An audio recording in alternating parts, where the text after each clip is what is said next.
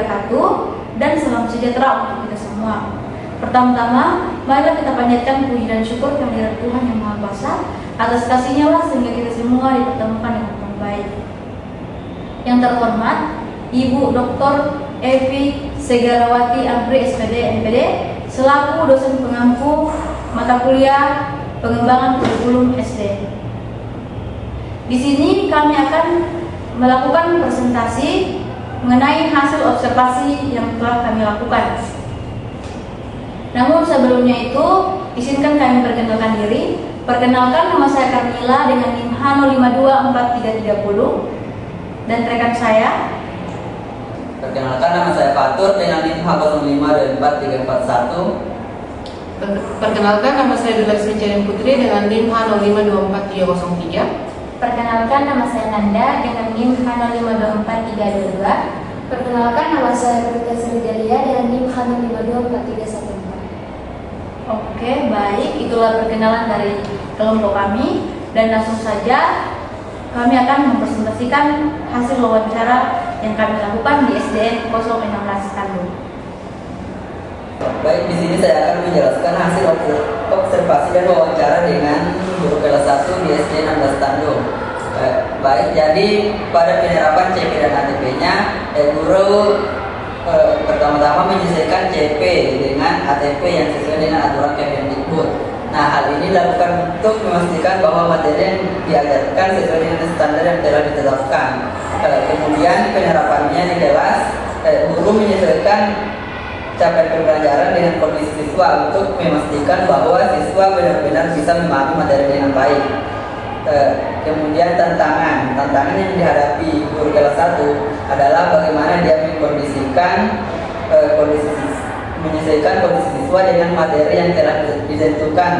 Nah, guru kelas 1 harus memastikan bahwa siswa benar-benar bisa memahami materi yang ada di capaian pembelajaran. Kemudian asesmen yang digunakan,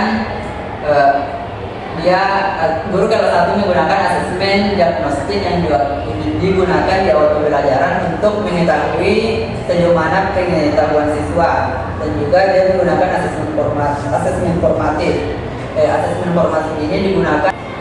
Baik, di sini saya akan mempresentasikan hasil observasi yang saya lakukan di SDN 016 Tanjung, tepatnya fase A kelas 2. Berdasarkan hasil observasi di sekolah, gurunya berpendapat bahwa CP dan alur tujuan pembelajaran dilakukan secara berkesinambungan melalui kerjasama antar guru dengan berpedoman pada panduan Kemendikbud.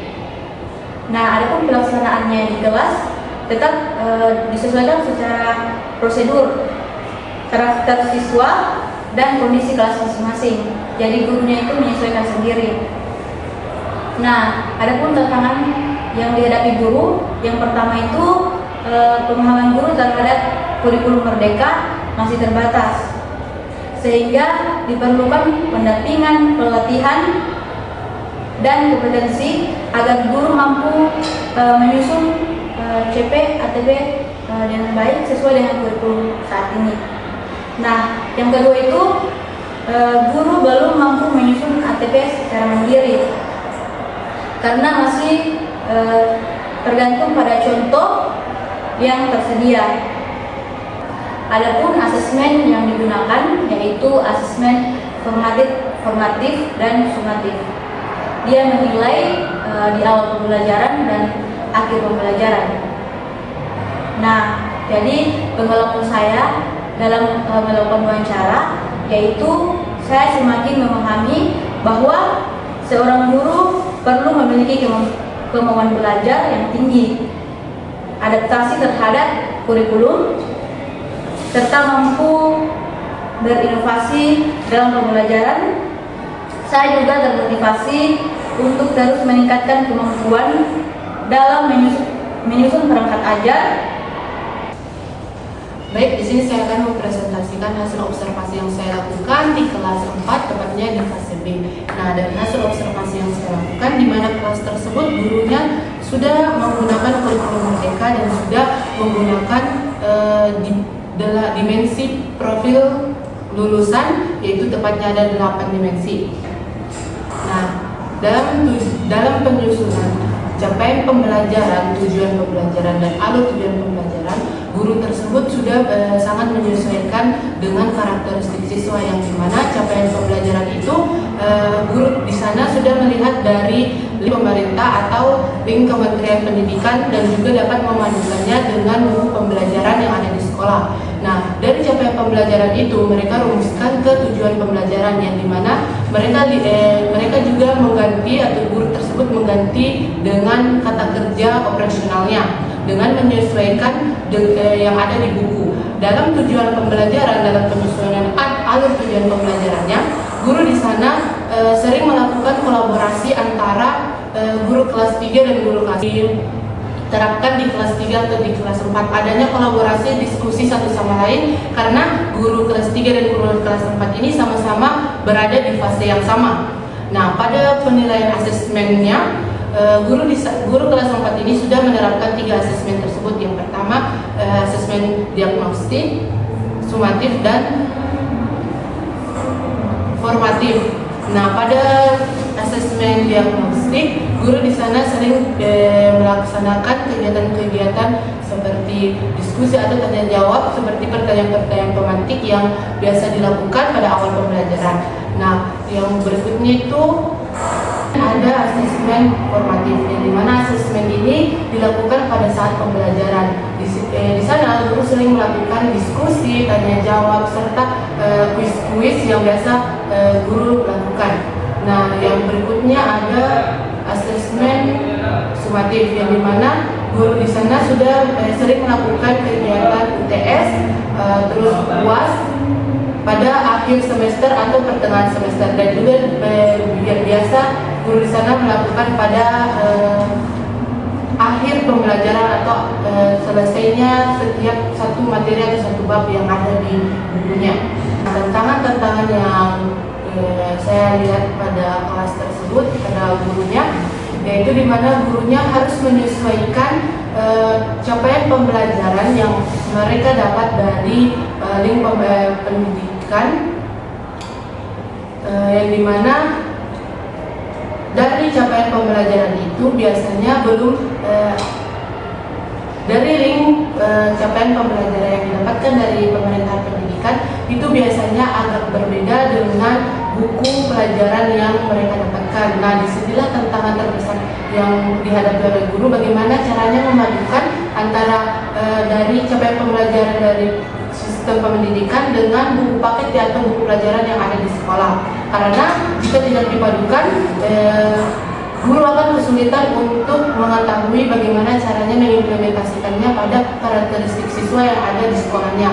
Dan juga tantangan terbesar gurunya juga masih sering merasa kesulitan karena harus adanya kolaborasi atau bantuan dari guru-guru lain, terutama pada satu fase yang terutama pada fase yang sama atau pada tingkatan kelas 3 dan kelas 4. Nah, itu saja hasil observasi yang bisa saya jelaskan. Terima kasih.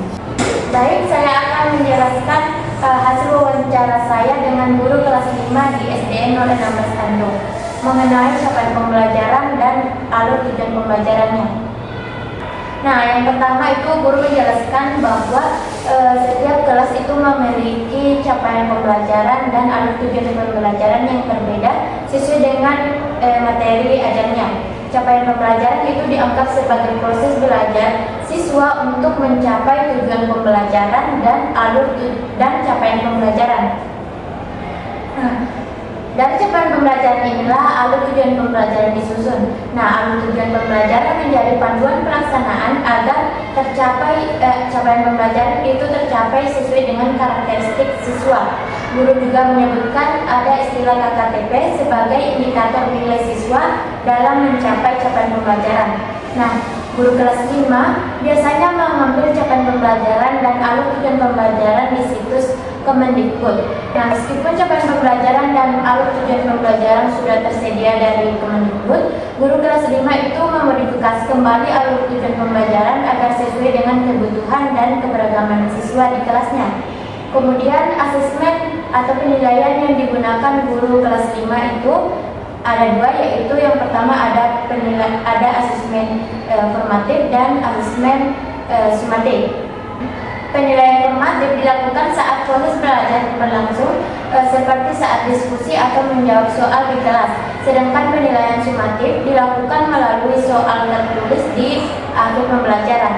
Adapun tantangan yang dihadapi guru kelas 5 adalah alur tujuan pembelajaran dari Kemendikbud yang belum sepenuhnya sinkron dengan kondisi siswa di SDN 016 Tandung. Oleh karena itu, guru perlu melakukan modifikasi atau penyesuaian alur tujuan pembelajaran agar sesuai dengan karakteristik siswa di kelasnya. Baik, dari hasil wawancara saya dengan guru kelas 6 di Sekolah Dasar Negeri 016 Bandung, ada beberapa bentuk wawancara yang saya temui. Yang pertama yaitu proses penyusunan CP dan ATP-nya. Nah, jadi berdasarkan hasil wawancara yang saya lakukan, guru kelas 6 itu sudah mampu menyusun tujuan pembelajaran berdasarkan capaian pembelajaran yang ada menggunakan taksonomi Bloom. Nah, setelah menyusun tujuan pembelajaran, kemudian gurunya menyusun alur tujuan pembelajaran. Setelah itu dia akan berkomunikasi dan berkolaborasi dengan guru kelas 5, kemudian memetakan tujuan pembelajaran yang telah dibuat itu sesuai dengan karakteristik dan juga tingkat kesulitan materinya. Nah, kemudian untuk implementasinya dalam pembelajaran, dari tujuan pembelajaran dan alur tujuan pembelajaran itu dimodifikasi sesuai dengan karakteristik dan kebutuhan peserta didik di sekolah tersebut. Nah, yang kedua yaitu asesmen yang digunakan. Nah, asesmen yang digunakan yaitu ada 3. Yang pertama diagnostik, yang kedua ada formatif, yang ketiga ada sumatif. Untuk asesmen diagnostiknya, gurunya menggunakan tanya jawab untuk mengaitkan materi dengan pembelajaran sebelumnya. Jadi gurunya juga memberikan pertanyaan-pertanyaan seputar dengan pembelajaran sebelumnya untuk mengetahui apakah siswanya sudah mengetahui dan memahami pembelajaran yang sudah dilakukan. Nah, kemudian asesmen formatifnya, gurunya menggunakan kuisis, kemudian menggunakan tes tertulis, tes lisan, dan juga permainan-permainan yang mampu menggerakkan siswanya dan mampu melakukan asesmen secara beragam. Kemudian yang terakhir yaitu asesmen sumatif, gurunya biasanya menggunakan tes setiap akhir elemen atau yang biasa disebut sebagai ulangan harian atau ulangan akhir semester. Kemudian gurunya juga melakukan tes-tes di akhir semester yang disebut dengan ulangan akhir semester atau UAS. Nah, kemudian adapun tantangan yang dihadapi oleh gurunya ini mengalami kesulitan di bagian menghubungkan capaian pembelajaran, alur tujuan pembelajaran, dan juga tujuan pembelajaran yang sudah dibuat itu dengan materi yang ada di buku paket. Kadang ada capaian pembelajaran yang sudah dibuat itu atau alur tujuan dan juga tujuan pembelajaran yang ada tidak sesuai dengan materi-materi yang ada di buku paket, sehingga gurunya harus mencari sumber alternatif lain seperti mencarinya di internet. Baik, di sini saya akan menjelaskan kesimpulan dan kesesuaian observasi yang kami lakukan dengan kurikulum Merdeka. Nah, dari hasil observasi yang kami lakukan tentang pembelajaran di Sekolah Dasar Negeri 016 Tandung, kami dapat menyimpulkan bahwa pembelajaran di sana sudah cukup sesuai dengan kurikulum Merdeka. Mengapa? Karena gurunya juga sebagian besar sudah mampu menyusun tujuan pembelajaran dan alur tujuan pembelajaran berdasarkan capaian pembelajaran yang ada. Kemudian gurunya dalam menyusun tujuan pembelajaran dan alur tujuan pembelajaran tersebut menyesuaikan dengan kondisi dan karakteristik siswanya. Kemudian gurunya juga sudah menggunakan berbagai asesmen yang beragam. Tidak hanya menggunakan satu asesmen, tetapi menggunakan 3 asesmen, yaitu asesmen diagnostik, asesmen formatif, dan juga asesmen sumatif.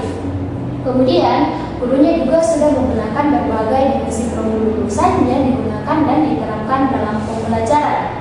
Nah, kemudian gurunya ini sudah mampu menyusun pembelajaran yang ada dan sebagian sudah mampu menyusun modul ajar dengan baik. Jadi, berdasarkan hasil observasi yang kami lakukan, penerapan kurikulum Merdeka itu sudah cukup baik, tetapi hanya saja diperlukan adanya pengembangan yang cukup maksimal agar penerapannya dapat dilakukan dengan baik. Misalnya saja, ada gurunya yang masih belum bisa menyusun alur tujuan pembelajaran, kemudian masih ada gurunya yang belum bisa menyusun tujuan pembelajaran, bahkan ada gurunya yang masih belum bisa menyusun dibantu oleh guru-guru lainnya seperti guru di fase yang sama maupun operator sekolah. Baik, itulah tadi poin-poin hasil wawancara dan hasil observasi kami. Kurang dan lebihnya